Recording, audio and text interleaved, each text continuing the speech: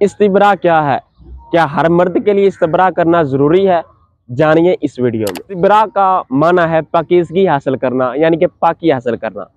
पेशाब करने के बाद कुछ देर बाद हमें कतरे आते हैं और फिर हमारी कैफियत नॉर्मल हो जाती है कि अब पेशाब के कतरे नहीं आएंगे।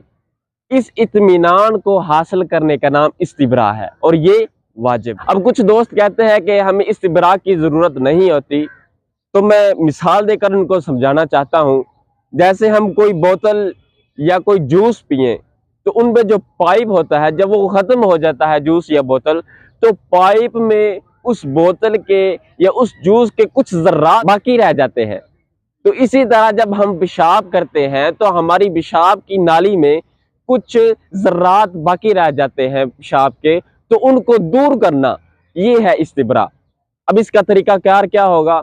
मुख्तलिफ इसके तरीके हैं और अहनाफ की मोतबर किताबों नूरुल इज़ा और रद्दुल मुख्तार में इसमें तरीके बताए गए हैं। वो तरीके क्या हैं कि आप जब पेशाब कर लेते हैं उसके बाद आप खड़े हो जाएं और थोड़ा सा चले फिरें। और दूसरा तरीका ये है कि आप अपने पाँव को दबाएं, या तीसरा तरीका ये है कि आप ज़ोर से खंगारें, यानी कि इस तरह करें।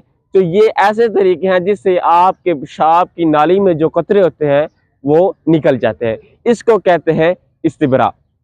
आप अगर इस्तिब्रा नहीं करते तो इसके नुकसानात क्या है, जानिए।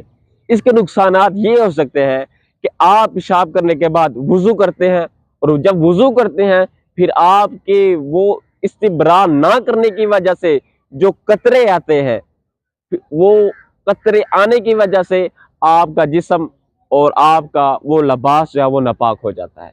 और जब आपने वुज़ू कर लिया, वुज़ू करने के बाद अगर वो पेशाब के कतरे आ गए तो आपका वुज़ू भी टूट जाता है। आपके जिस्म पर अगर वो पेशाब का कतरा लगा वो भी नापाक हो जाता है और आपके कपड़े भी नापाक हो जाते हैं। इस्तिब्रा पर खुद भी अमल करें और अपने दोस्तों के साथ ये वीडियो शेयर करें ताकि वो भी इस्तिब्रा को जाने और इस पर अमल करें और हम अपनी नमाज़ों को सही तरीक़ा से अदा कर सकें। मिलते हैं नेक्स्ट वीडियो में, तब तक रखिएगा अपना बहुत सारा ख्याल। जज़ाकल्लाहु खैरा।